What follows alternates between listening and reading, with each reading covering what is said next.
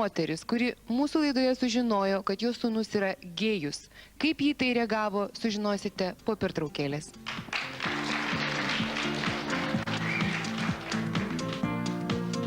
Sūnus yra gėjus. Tai jis sužinojo iš mūsų laidos.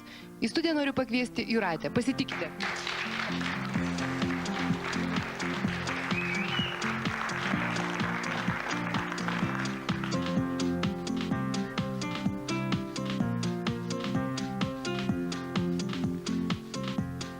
Sakykit, prašau, kada jūs sužinojote, kad jūsų sūnus yra gėjus?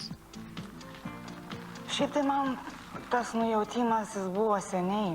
Nu, ne tai, kad seniai, bet vienu žodžiu, bet kada per jūsų studiją pamačiau aš laidą ir pamačiau, kaip prisistatė Melanė, tai tiesiog tapo man kaip ir pradėjau aš save tam ruošti. Sūnui atvažiavus aš paklausiau jo, ar kartais nėra taip, kaip aš jaučiu. Tačiau jisai neišdrįso man pasakyti taip. Ir kaip tik po to mūsų pokalbio pasirodė šita laida. Ir tai buvo kaip užtvirtinimas tą, ką aš jaučiau. Man iš tiesų labai gaila, kad jūs tai sužinojote iš mūsų laidos, o ne iš savo sūnaus. Ir vis dėlto, kai mes jį kalbinome, mes žinojome, jog jis yra pilnametis. Ir iš tiesų pats jisai pripažino, kad jis yra gėjus ir pats panoro dalyvauti šioje laidoje. Reikia kalbėti gana plačiau. Tai yra vis dėlto iš kur tie žmonės, iš kokios socialinės aplinkos ir kas jie tokie, kodėl jie paskatina. Aš, pažiūrėjau, visiškai nesuprantu, kodėl Andžejus nepasakoja apie savo šeimą, apie savo seserį, kuri dirba Lenkijoje, lesbietė, kažkur tai kitam dalykuose. Kodėl...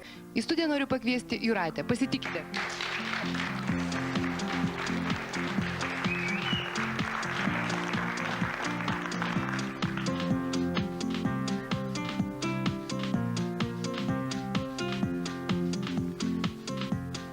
Sakykit, prašau, kada jūs sužinojote, kad jūsų sūnus yra gėjus? Šiaip tai man tas nujautimas jis buvo seniai. Nu, ne tai, kad seniai, bet vienu žodžiu, bet kada per jūsų studiją pamačiau aš laidą ir pamačiau, kaip prisistatė Melanė, tai tiesiog tapo man kaip ir pradėjau aš save tam ruošti. Sūnui atvažiavus aš paklausiau jo, ar kartais nėra taip, kaip aš jaučiu. Tačiau jisai neišdrįso man pasakyti taip. Ir kaip tik po to mūsų pokalbio pasirodė šita laida. Ir tai buvo kaip užtvirtinimas tą, ką aš jaučiau. Man iš tiesų labai gaila, kad jūs tai sužinojote iš mūsų laidos, o ne iš savo sūnaus. Ir vis dėlto, kai mes jį kalbinome, mes žinojome, jog jis yra pilnametis.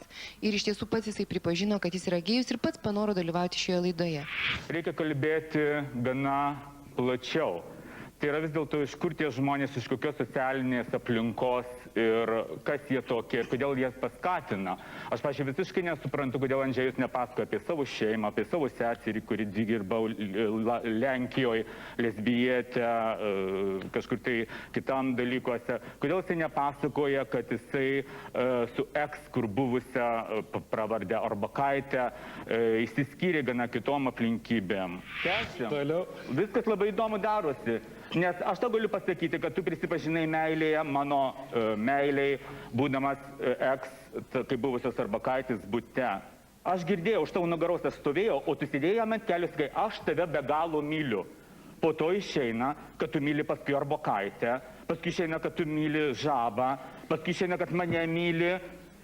Tai aš kažkaip jau tose meilėse ir tose intrigose labai pasimetęs esu. Ką aš sakau visada? Ką aš sakau visada, pažinęs? Aš niekada nemeluoju ir aš esu be galo kerštingas, jeigu jūs perlipsit mano žmogiškumo ribą. Tu te, Andžėjau, Andželika, ar dar kaip Andriau, tu peržengai tą. Tu mane be galo įskaudinai ir tu visada sėdėsi Lietuvoje ir galėsi gyventi Kaune ir būti šau dama, kaip Arbakaitė bus Lietuvoje, Vilniuje, o tu Kaune. Prašau. Tavo tėvai apie tai žino, kuo tu užsiimi? Dabar taip. Dabar taip, kaip jie į tai reaguoja? Kol kas, aišku, dar nelabai susitaikė, bet... Bet vis dėlto, tu jiems pats apie tai pasakėjai ir jie iš kur nors sužinojo? Nes aš žinojau, kad anksčiau ir vėliau bus arba Arbakaitė, arba pasakys jiems. Tai aš geriau paskui pats. Tai kaip tu jiems tai pasakėjai? Kad tu esi gėjus? Taip. O kaip jie tai sureagavo? Mano mama gal per daug yra tolerantiška, jinai, ta prasme, nutilėjo ir O tėvas?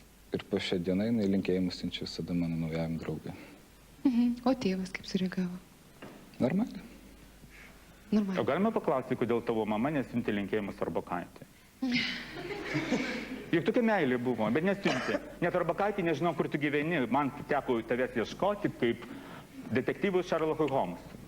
Juk tokia meilė buvo. Dabar naujam tik tai 2 savaitės jūs gyvenat, siunčia linkėjimus, tokia graži idilė. O Arbakaitė, kodėl tu tada nesiuntė? Vat šito man nesueina, man vat gyvenime aš niekada nemėgstu paslapčių ir tų nutylėjimų.